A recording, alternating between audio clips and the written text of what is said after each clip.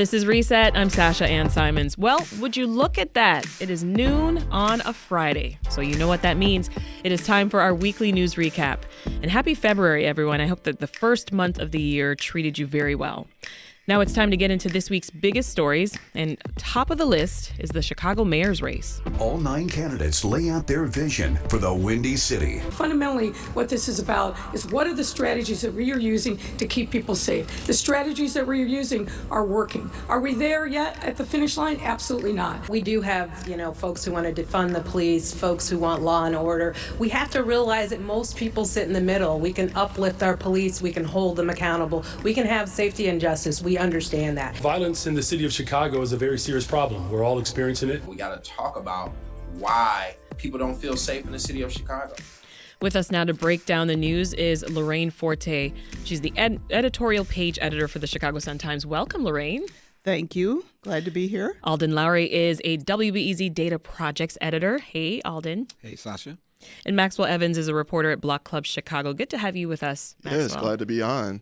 Don't forget that you can also watch the weekly news recap right now on the WBEZ Facebook and WBEZ YouTube pages. Go ahead and give them a wave, folks.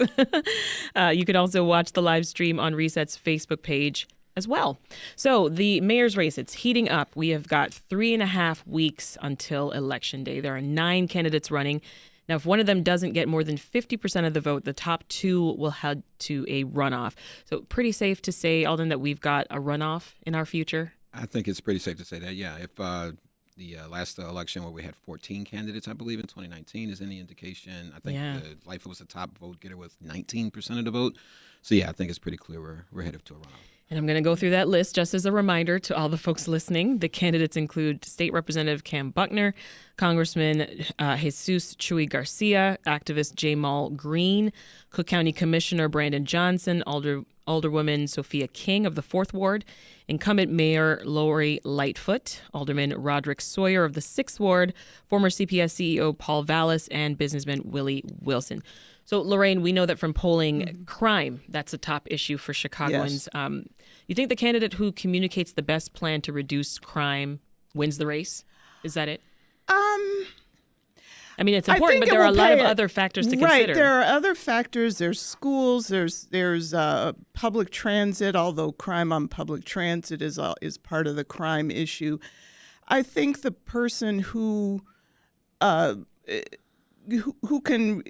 get across to people that it is a complex problem. There is no magic bullet. Yes, we do need, law enforcement. You need someone to call when someone breaks into your home. But we also need to address things like lack of education, other things that put people on a cycle to where they're more likely to get involved with crime. And I think, Chicagoans are pretty sophisticated. They, I think, understand that this is a complex issue. And the person, I would hope, who can shed the most light and not heat on the subject probably has a good chance to become the next mayor and relate the crime problem to other problems. Yeah. You got to keep businesses in the city, and businesses won't stay if they're, feel like they can't run a business safely. And you want to get people on public transit. They're not going to ride CTA if they feel like crime is out of control. Yeah. So, well, there's one candidate trying to break out by talking pointedly about police accountability, and that's Jamal Green. Maxwell, he recently spoke with Block Club Chicago. So what is his plan? Yeah, so Jamal is a community activist who has protested against police violence, among other topics in the city of Chicago. He's called for a $100 million investment in public safety measures outside of policing, like violence interrupters, as well as $30 million for a youth intervention program. So really trying to push for solutions outside of policing in his campaign. He's also been one of the few, if not the only candidates who has not explicitly called for more policing, as that's been one of the major issues that a lot of candidates have brought up. If he wins, he would be the city's youngest mayor. How much does the pushback that he's receiving have to do with his age, Alden? Well, I would say that it has a fair amount to do with it. I'm kind of in a very colorful exchange, and I want to say in the most recent debate or forum, candidate Willie Wilson essentially noted how that he doesn't respond to children. I'm so glad you brought that up, Alden. Yeah. Let's play that clip.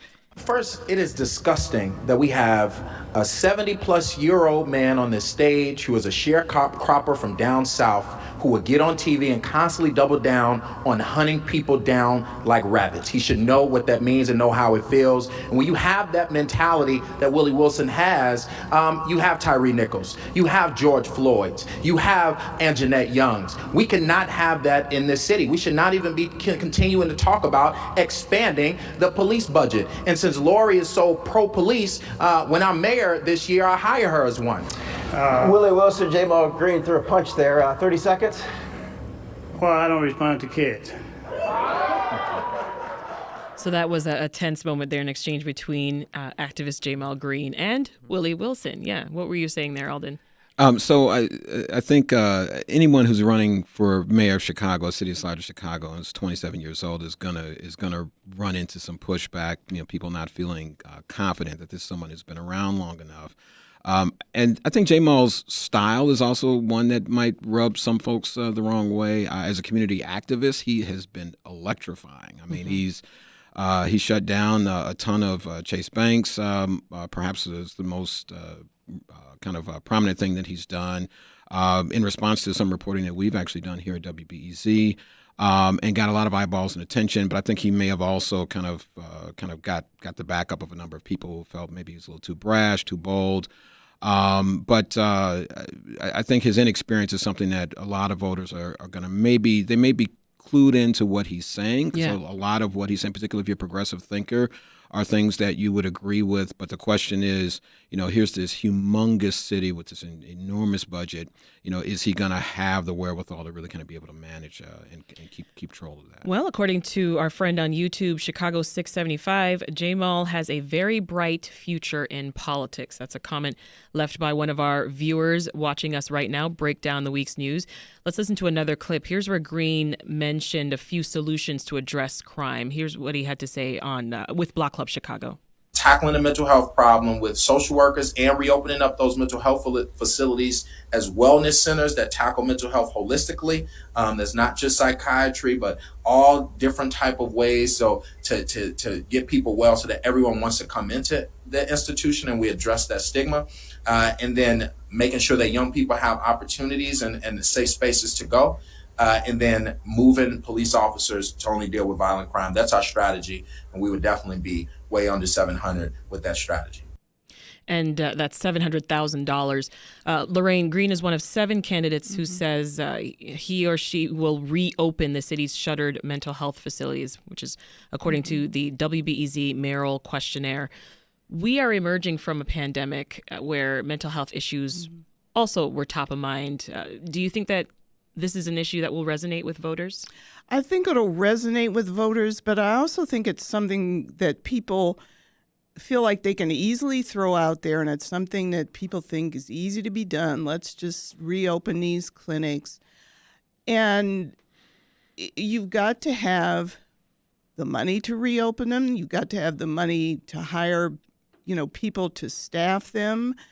The city right now does have an initiative, and I'll be curious to see what the evaluation of it shows, where they have put more money into working with existing clinics to expand their services, to more city residents. I do think the idea of having more people, mental health workers who respond to calls that would normally go to police makes a lot of sense. And that's something that the police department is working on. That would be a good thing to see stepped up, because so many calls that come to police, to 911, involve things that are probably don't require an armed officer to respond to. So if we had more teams where mental health workers could go out and respond, that would be great, I think. Maxwell Block Club also interviewed State Rep Cam Buckner earlier this week. What stood out to you about his plans? He's kind of established himself as the CTA candidate, and as somebody who rides the CTA very frequently, it's kind of my main transportation. That's definitely caught my eye. He's brought a lot of attention to the issue of ghost trains, which is where you look at a tracker either on a screen at the station or on your phone, says one is coming in 5 to 10 minutes, and it just disappears at a certain point. So he's brought that up as a major issue in getting around the city. He's also touted the planned Red Line extension from 95th South to 130th Street. It would open up more transportation lanes for far south siders as well. So really trying to focus in on the value of transit across the city. Yeah. Well, the mayoral candidates, they're all participating in a lot of forums and debates right now. I'm sure you all have been trying to keep up just as I have been. I am hosting 2 forums as well next week during the show on Wednesday and Thursday at 11 right here on Reset. We're partnering with the Sun-Times and the University of Chicago on those. So I have a question for all of you. What issues do you think that the candidates need to address more before Election Day? I'm looking at you first, Alden. The thing I would say is that as you know, Lorraine was kind of pointing out, there's been a lot of talk about crime, but I think I want to hear some very clear details. And you know, the forums, at least the ones that I've caught thus far, folks get 30 seconds, they maybe get a minute, and the questions are very broad. So my hope is that when people use that time, either they carve out a very small slice of the kind of the crime issue and they talk about that. And there are a range of things with regard to, so Jamal's talked some about going after the underlying causes. So, you know, kind of give me an example and tell me very clearly what you want to do about that. Because I think this being a prevailing issue, everybody's talking about how they're going to address it in some way. I think the nuances of how people will react to this when they go to the polls is, who's the candidate that is going to address crime in the way that I want to see it? So you've got some people who want to see more social services. They want to see, addressing some of the kind of the underlying issues, the youth, particularly the 18 to 24 cohort. What can we do to help bring those people whole? And then you've got some folks who are just hardliners. I want to know that when somebody has done something wrong, that we're going to give police the resources that they need to go out and capture someone and bring them to justice. And they don't want necessarily to hear about the philosophical, larger picture things around how we should use police. It's like people are being robbed, people are being killed. How do we stop that? What are you going to do about it? And so I think the candidate who's able to kind of give the kind of details that hit those boxes and give people the sense, okay, I think I can really go with this person because they're going to make something happen. Yeah. I think are the ones going to ultimately come out on top. Do you agree, Lorraine? I would agree. I mean, the devil is always in the details, especially when, you know, you're trying to get a job, then you get a job. How are you going to do the job, especially in a city this big? One thing that I think people are not really talking about but should be because it impacts everything else is city finances. Chicago still has these very underfunded pensions. It's a wonky issue, you know, people's eyes glaze over. But as long as you're, you know, underfunding them and somehow have got to make up that deficit, that's money that, you know, is going to go to one thing. Where are you going to find the money for all these other things that sound great but have to be paid for? And one other quick thing I'd like to hear more about is how's the next mayor going to deal with public schools when you're going to have a 21-member school board in about a year? What are you going to do about that? The next mayor can't just say, well, it's on you, and just let it go. Yeah. So. Any thoughts, Maxwell? Yeah, first off, I'd just like to say I am kind of heartened at seeing the discussion around mental health in this race. I think that's really important, and just having an open discussion about what people need in order to feel safe and secure in their own minds is a wonderful thing. But something that I would like to see more of for sure is the issue of environmental justice. Cover communities on the southeast side that for years and years have been pushing for the restoration of land that was used by steel mills, that was used by other forms of heavy industry. And the city has repeatedly said communities like the southeast side are overburdened with pollution. So more of a focus on how to address that, how to move into an era of green industry, really kind of heal communities like the Southeast Side, Pilsen, Southwest Side that have faced a lot of industrial pollution. Bringing that more on the radar would be great. Yeah. This is Reset. I'm Sasha-Ann Simons. It is Friday, so we are breaking down the biggest stories of the week with a panel of wonderful Chicago journalists. I've got with me WBEZ's Alden Loury, Lorraine Forte from the Sun-Times, and Block Club Chicago's Maxwell Evans. Don't forget that you can also watch us recap the news live right now on WBEZ's Facebook and YouTube pages. You can also leave us a comment or a question. You can talk to us in that YouTube chat box, and I may just read what you have to say on the air. All right, we got to turn now, based on time, to some aldermanic races, which Chicagoans are also going to be voting on in this month's election. So, Alden, what can you tell us about who is running to represent the new 34th Ward? You've got two candidates running in that ward, largely really kind of focused on what you would expect. The 34th Ward is a new ward. It was a far south side ward. It's been remapped to essentially kind of just south of kind of downtown in that area there. And so like most downtown wards, the interest is going to be in terms of development, in terms of propping up businesses, but also the issue of crime and safety. In particular, the aftermath of the social unrest that we saw in 2020, that's going to be a top of mind for a lot of people there. Familiar names for folks who are kind of in that area, but yeah, neither one of those candidates, I think, it jumps out at me as somebody who's got an advantage. But I think hitting on those boxes will be the thing that folks. James Ascott, who's a 73-year-old real estate broker, and Bill Conway. Bill Conway, yes. 44-year-old lawyer. Lorraine, Chicago's 26th Ward. It covers parts of Westtown and Humboldt Park.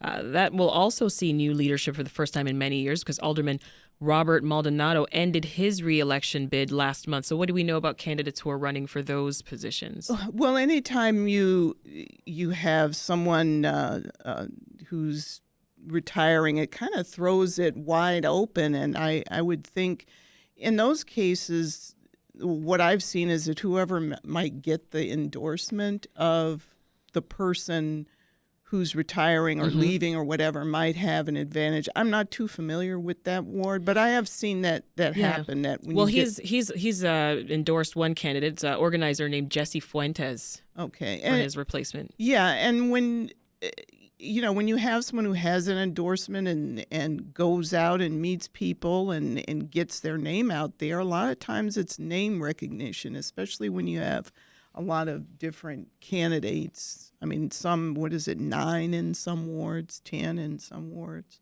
Yeah. So someone on YouTube, it's Chicago 675, is basically wondering if the mayoral candidates have any plans to work with so many new aldermen, just because so many new faces are going to be coming on board. They're wondering, how, does this person know that they're going to have to be dealing with lots of new members who will be elected? Any thoughts, Alden?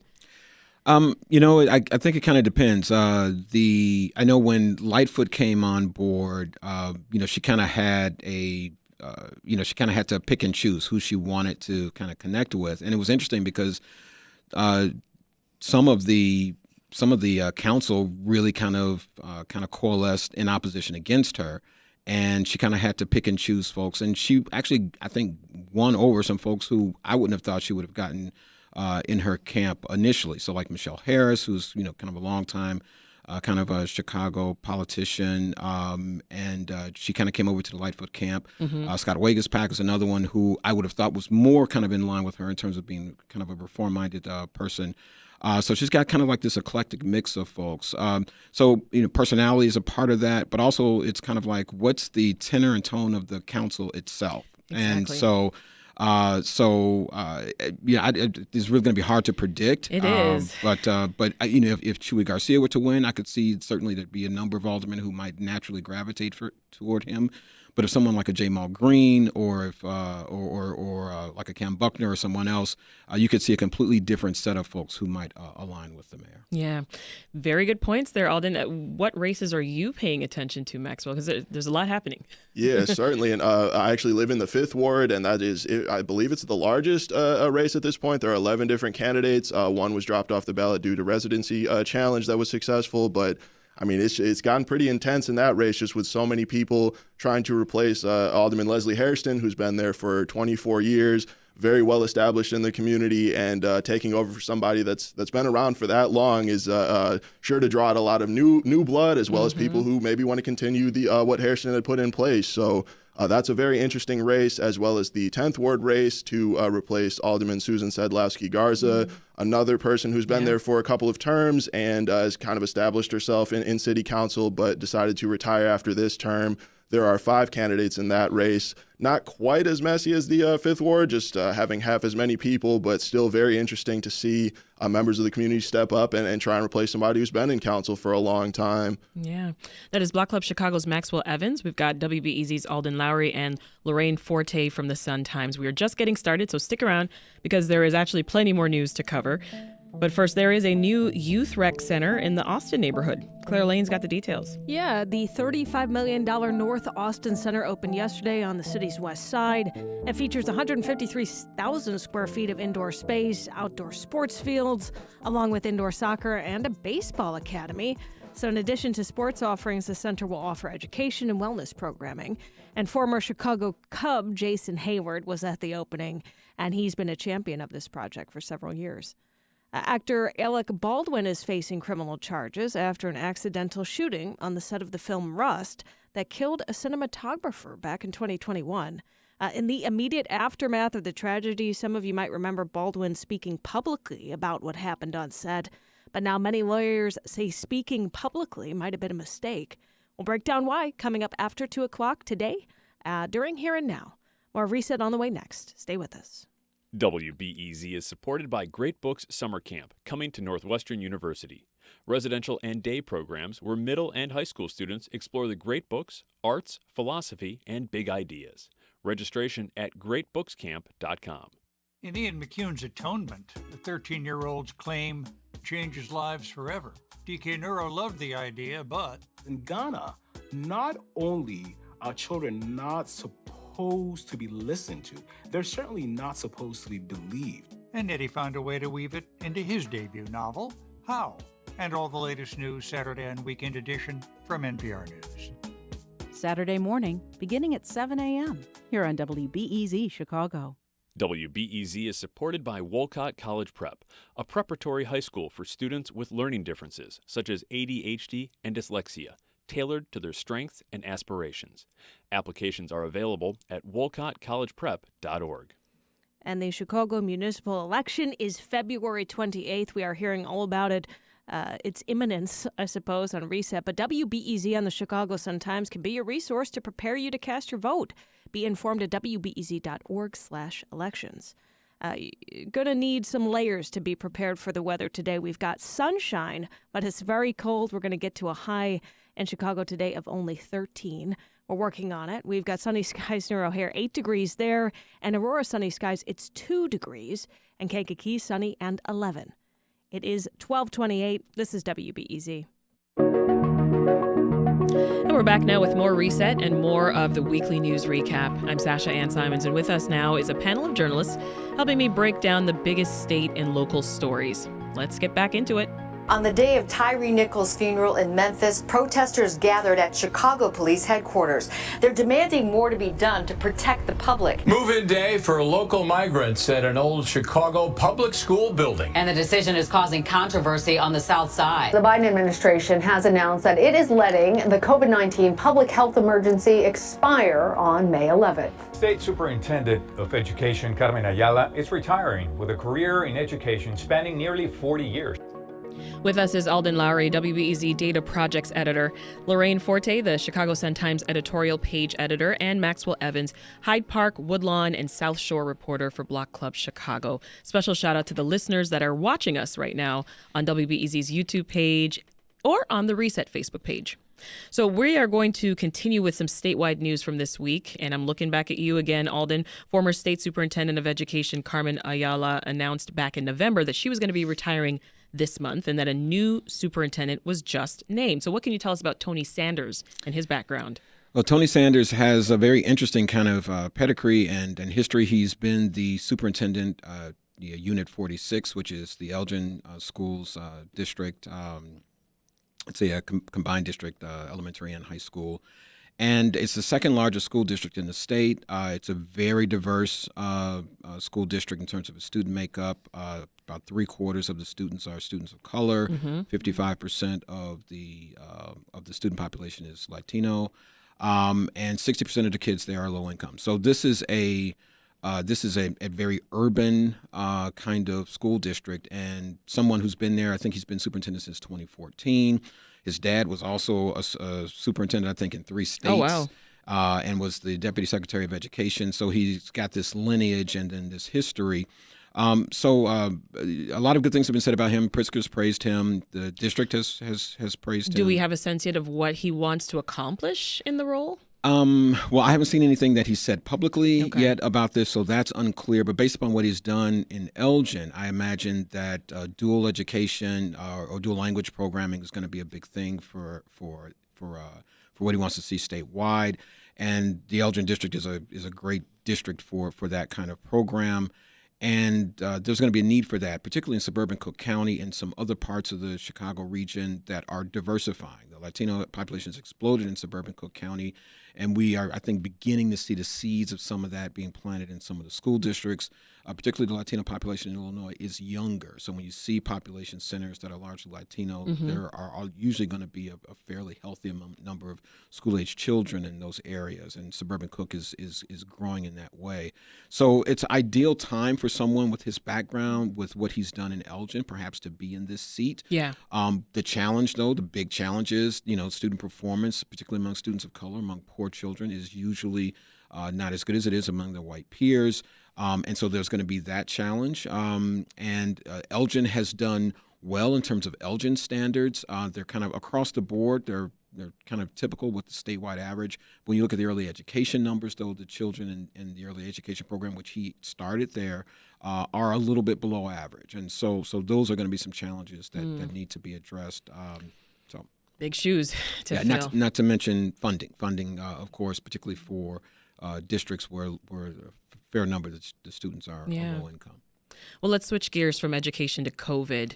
President Biden plans to end the national COVID emergency and public health emergency, 2 separate emergency declarations. And Illinois will be following suit as well and ending its disaster proclamation that was enacted back in March 2020. We all remember what was happening in March 2020. So, Maxwell, can you remind us what the state proclamation did?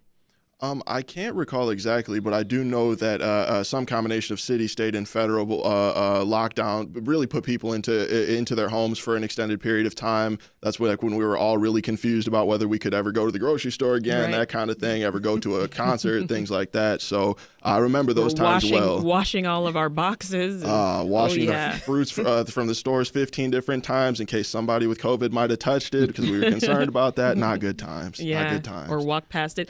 Lorraine, what do you make of the federal government ending the national COVID emergencies? Well, I think it's a recognition of reality. I mean, people have largely returned to normal, going to restaurants, going to concerts, going to plays.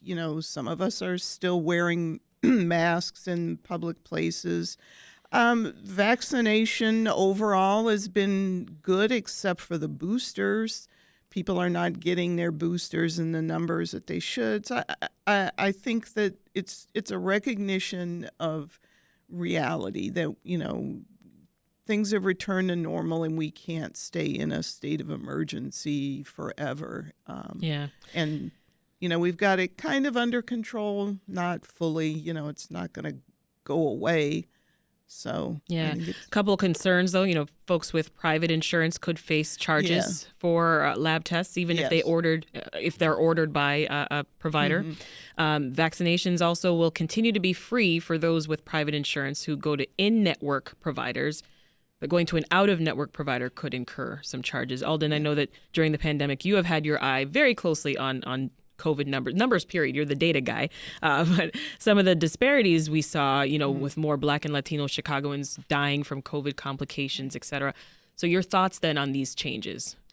I say that we certainly have moved out of the ultra emergencies, state of emergencies that we were in when COVID first kind of encountered us literally 3 years ago.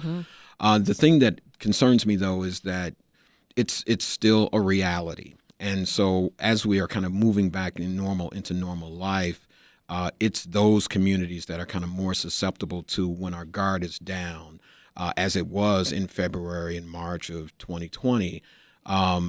That's when those communities are hit the hardest. And so as we move on, and it'll be interesting to keep an eye on the numbers, that will still need to be something that we're deeply concerned about, the most vulnerable communities, that they have the protections that they need. And that's been the story all along, that as we were kind of coming in and out of our various states of kind of ultra protection, there were communities that were living a different experience with COVID than many others. And that's a fact that I think kind of got lost in the shuffle to some degree.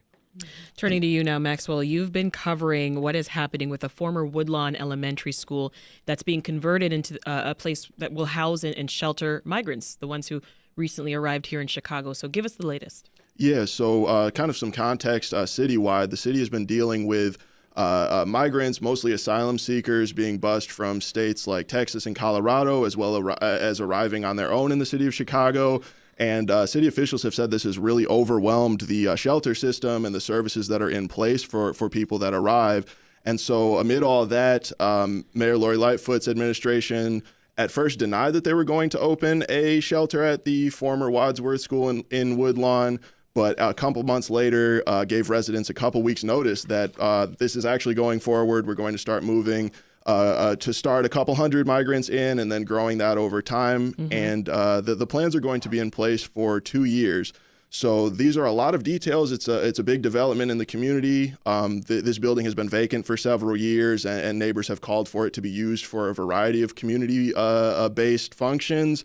And so the city's move to open this as a shelter, combined with very shoddy communication and kind of a back and forth as to whether it would even happen in the first place, has caused a lot of frustration. Let's talk about that communication, because the local alderman, Jeanette Taylor, and nearby residents, they were very upset. They said the city did not seek any more community input, before actually deciding to set up this shelter in the school. And Taylor actually said that she wants the community to have, open arms. What else are you hearing? Yeah, so a lot of focus has been paid on the pushback. I mean, there are some very real racial tensions being brought up between mostly Black Woodlawn and the mostly, if not entirely, Latino migrants arriving. That's been a big focus in the news recently. But I also think there's a willingness in the community to say, look, the city really didn't do us right on this. They didn't communicate with us. But now there are migrants here.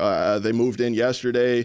And so this is happening, and how can we act on this? So especially in this past week, I've been hearing from people like, I've got this program I'm trying to get started, or these community institutions are gathering together to provide resources. So I wouldn't want to paint it all as like people are angry and anti-migrant or anything like that. Yeah. People are very angry, and in my opinion, justifiably, but it's not as if everybody is anti-migrant or really that this is all based in xenophobia, really. Yeah.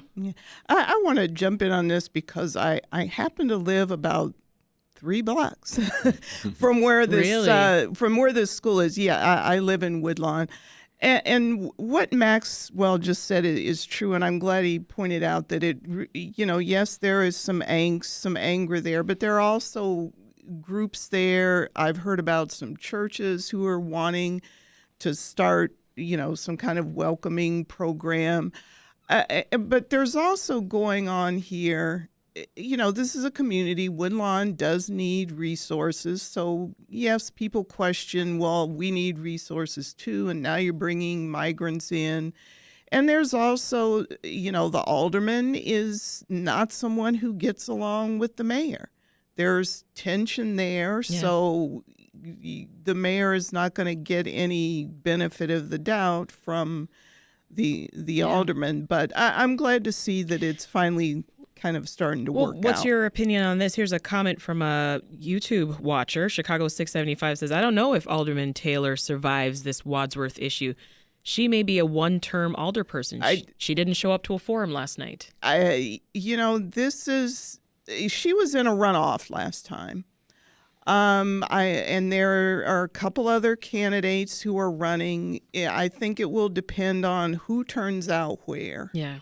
and how high the turnout is. I would not be surprised to see a challenger win. And I did just want to flag that, speaking of that pushback, two people yesterday tried to actually block one of the buses, or a couple of the buses, from dropping migrants off at Wadsworth. One of them was 20th Ward aldermanic candidate Andre Smith. So he's running against Taylor, has spoken out against Taylor's handling of the situation and the city's handling of the situation. And then, yesterday tried to actually stop one of the buses from dropping people off.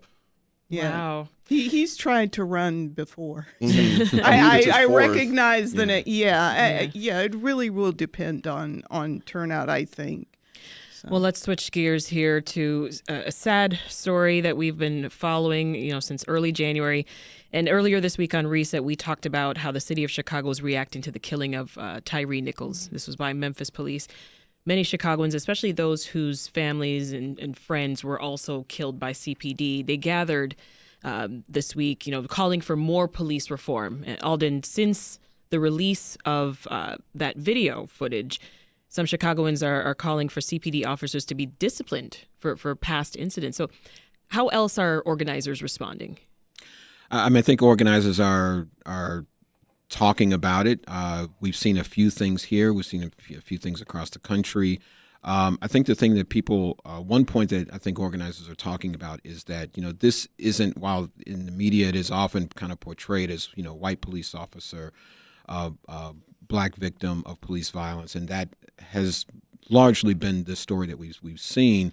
But here are 5 black police officers in Memphis, and so this isn't necessarily a question about white police officers and black police officers. This is a question about police officers, and it's a question about the ways in which particularly young black men are viewed by police. This, if you've seen the video, starts as what appeared to be maybe a routine traffic stop, and then it went completely south. And that's the other, I think, thing that organizers are talking about. When it's one thing for police to be hunting down someone that they have a great fear, suspicion of, but it's another thing for it to be a routine traffic stop, and you can hear Nichols, talking to the officers, "I'm just trying to get home." That was the most heartbreaking part. What did I do wrong? When he was down on the ground, officers were very aggressive with him. He's talking about, I'm down here, I'm laying down here. What have I done? And so there are a lot of elements to this stop that are signs of where we really need to kind of rethink how we use the traffic stop, how officers should conduct themselves during those traffic stops.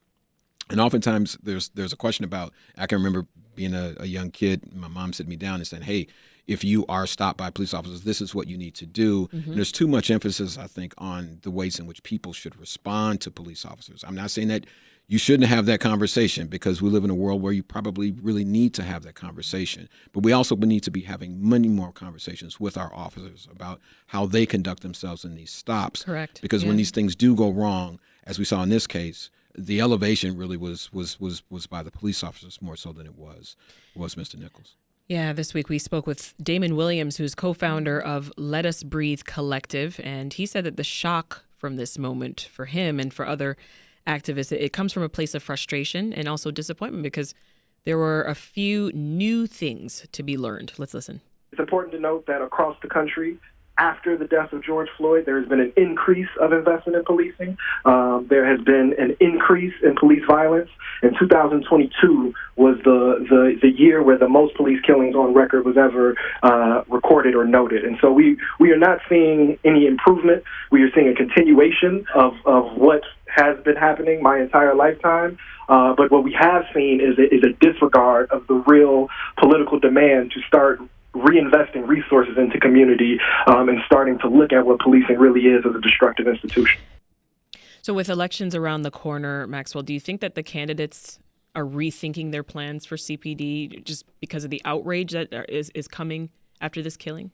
I think to Alden's point earlier in this show, I haven't really heard a whole lot of details about what accountability specifically looks like, about what reform specifically looks like, and I don't believe that's for a lack of ideas. I hear from organizers frequently the many different ways in which, and in some ways competing, in some ways it's complicated, there's funding involved. It's not as if there's a clear answer, but I don't know that in the mayoral debates or in the aldermanic debates, I've really heard a lot specifics. There is a desire, of course, to end police violence. I've heard many talking points about we need to do something about this, which is plaguing not just Chicago but our country. But the specifics I can't say have really been fleshed out. That's Maxwell Evans of Block Club Chicago. We've got Lorraine Forte of the Chicago Sun-Times and Alden Loury of WBEZ. We'll take a pause right there and be right back with more of the weekly news recap. But first, a man's been arrested for taking monkeys from a Dallas zoo. Here's Claire. Yeah, this was Monkeygate this week in Dallas. Dallas police say a 24-year-old man has now been arrested in the case of 2 monkeys that were taken from the zoo after he was spotted near animal exhibits at a downtown aquarium.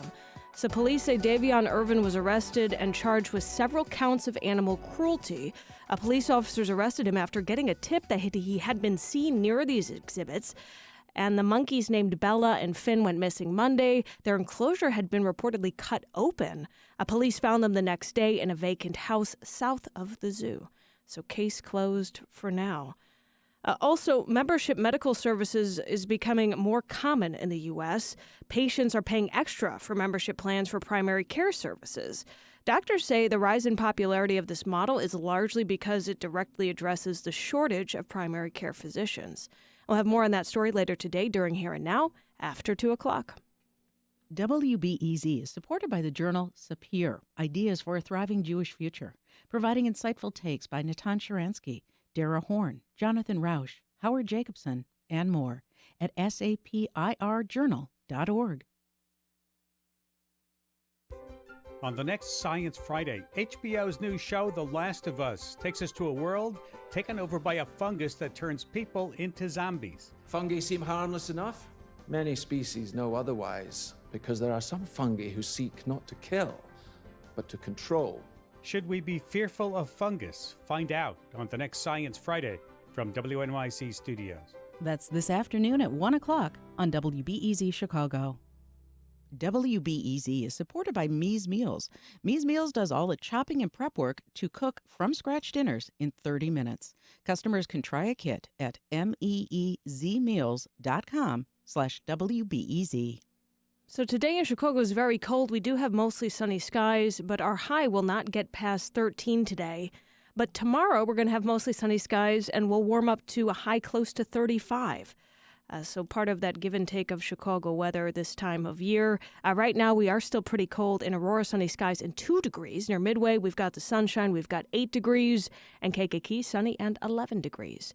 It is 12:48. This is 91.5 WBEZ. I'm Sasha-Ann Simons, and we're back with more Reset and more of our weekly news recap. You can also watch us right now on WBEZ's YouTube page or on the Reset Facebook page. We're breaking down the stories of the week, stories like these. Beyonce has announced a show at Soldier Field. It's the Renaissance Tour. Cook County prosecutors will officially ask a judge to drop sex abuse charges against disgraced music star R. Kelly. The twice convicted singer is already facing decades in prison. I can't imagine this is a good use of the prosecutor's time, judge's time, or the taxpayers' money, frankly. A new study released today finds that Black and Latino residents in Chicago are 3 to 4 times more likely to struggle financially. With us to make sense of the headlines is Alden Loury, data projects editor at WBEZ, Lorraine Forte, editorial page editor for the Chicago Sun-Times, and Maxwell Evans, reporter for Block Club Chicago. So, Lorraine, the Sun-Times published an article earlier this week. Well, this was about a study on financial disparities in Cook County. What can you tell us about this? Well, the study found, and to me it's a local example of the income inequality that people know exists in this country. The report found that in Cook County, people, the extremes are greater here than elsewhere in the country. People are more likely to be financially unhealthy, meaning they can't save, they're struggling financially, especially if they're Black and Latino. But there's also a group of people who are more likely to be financially healthy. So, the Cook County is just a textbook, if you will, example of income inequality in this country, which, as most people who've looked at it even cursorily, I think that's the right word, is skewed greatly toward not just the wealthy, but the ultra wealthy who own a disproportionate amount of the nation's wealth or control a disproportionate amount. Well, someone else who's probably been looking at it, Alden, right? Would you say that this is something that we have been seeing for a long time in Cook County? I would say yes, no doubt. I mean, Chicago in particular seems to, kind of illustrate some of our inequalities, even on a grander scale. One of the things I think is interesting, and I don't know if it was a part of this study, but I know in research that we've done, taking a look at who's coming to Chicago and Cook County, and who's leaving Chicago and Cook County. Yeah. Over the past 10, 20 years. Very telling. You have a disproportionate number of lower income folks leaving the city, leaving the county, and a disproportionate number of higher income folks coming to the city, coming to the county. And so these extremes that Lorraine is talking about, I think if that trend continues, they're going to get even more pronounced. Yeah. Here's another story that made headlines this week. Cook County State's Attorney Kim Foxx is dropping 4 indictments accusing R. Kelly of assault and sexual abuse. R. Kelly is currently facing 10 to 90 years in prison for 2 separate federal charges. Here's a little bit of what Attorney Foxx had to say about that decision. Due to the extensive sentences that these convictions hold, our office has decided not to continue to expend our limited resources and court time with the indictments that we previously charged Mr. Kelly. We believe in a victim-centered approach where we recognize the needs of our survivors and recognize that sometimes justice is served even when there is no conviction. Lorraine, what do you make of this? Well, R. Kelly right now is in prison where he rightly belongs. I can understand the state's attorney saying, why are we going to, spend more resources to prosecute someone who is going to spend decades in prison regardless? I would assume that they spoke with the victims and had, the understanding with the victims that this was going to happen, and they were on board with it. But he's been convicted. He's in prison. He's not going to get out. So why would you go expend a lot of resources just reconvicting him and when he's already in prison? Any thoughts, gentlemen? I haven't followed this case too closely, but just knowing that he is in prison already, I have actually seen, I believe it was one of the victims did say that this was a problem for them and that they did feel that justice wasn't being served. I believe she called for her case deserves just as much attention and deserves just as much attention around the others that sent him to prison in the first place. But yeah, beyond that, I can't say too much. D Farm on YouTube says, not generally a fan of our state's attorney, but this was the right decision. No reason to waste time, money, and resources on another trial. All right, let's move on, Maxwell, and switch gears a bit and talk about a story that you wrote this week. It was about Promontory Point.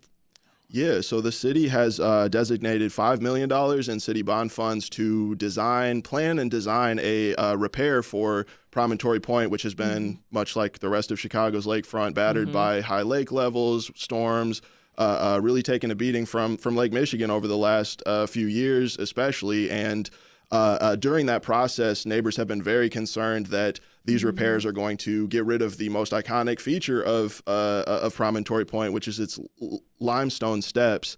And those limestone steps, I love to sit there and look at the skyline after a bike ride. Are they sticking around? So that's what they're leaning towards. This is just a design process that the city is getting started.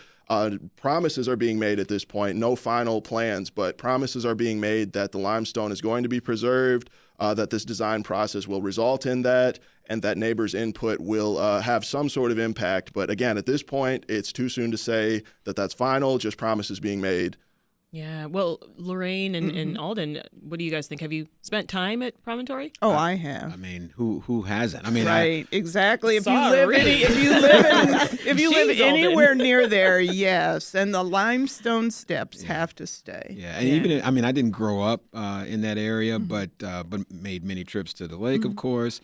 And I mean, it's such a unique and iconic feature. I think it's something that many Chicagoans are familiar with. So yeah, best to try to keep them around. Yeah. And especially for such a segregated city, I do believe that's probably the most diverse place. You go there and it's people not just sitting next to each other, not just like showing face next to each other. They're interacting with each other, different people that look different from each other, people that are different ages. It's a really wonderful place to be in terms of diversity in this city. Yeah, you're reminding me of another YouTube comment that we saw float by this afternoon from Paige Smith, who says, Maxwell, sir, I love your work and your tenacity of holding and speaking truth to power. So I wanted to make sure that you got your flowers there, Maxwell. Beautiful. Thank you. Beautiful addition to this recap. So we can't forget, gang, it was Groundhog Day yesterday. Alden, lay it on us. 6 more weeks of winter or no? Yes, he did not. He did see a shadow. I don't know. Did he see a shadow or did he not? I think he did see a shadow, and that means whatever means that you still have 6 weeks of winter. Yes, Oh, yes. do you know that? This is Chicago. We don't saw- need the. I mean, it's gonna. I mean, who knows? It could snow in May for all we know.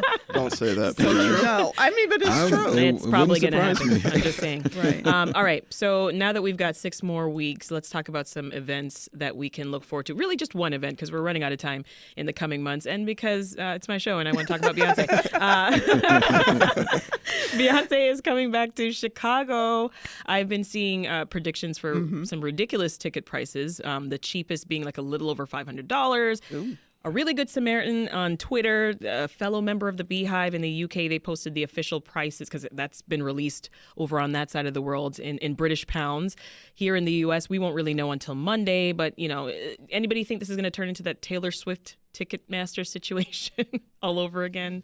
It sounds like it will. I mean, I can't imagine Ticketmaster has taken any action to overhaul their system in the last couple months. So I feel bad for anybody who's a member of the Beehive. I would guess you're going to have your problems trying to get those tickets. Well, listen, I don't want to hear that. I will not have any problems. But if anybody can fill Soldier Field and It's Beyonce, I will be there in the front. I'll make it happen. All right, that's it for the weekly news recap. Our thanks to Alden Loury, WBEZ Data Projects Editor, Lorraine Forte, Editorial Page Editor for the Chicago Sun-Times, and Maxwell Evans, Hyde Park, Woodlawn, and South Shore reporter for Block Club Chicago. Thank you all. Have a great weekend. Thank you. That is it for Reset. The show is produced by Meha Ahmed, Linnea Dominic, Brenda Ruiz, Micah Yasin, Claire Hyman, Michael Liptrot, Andrea Guthman, Andrew Merriweather, and Sarah Stark.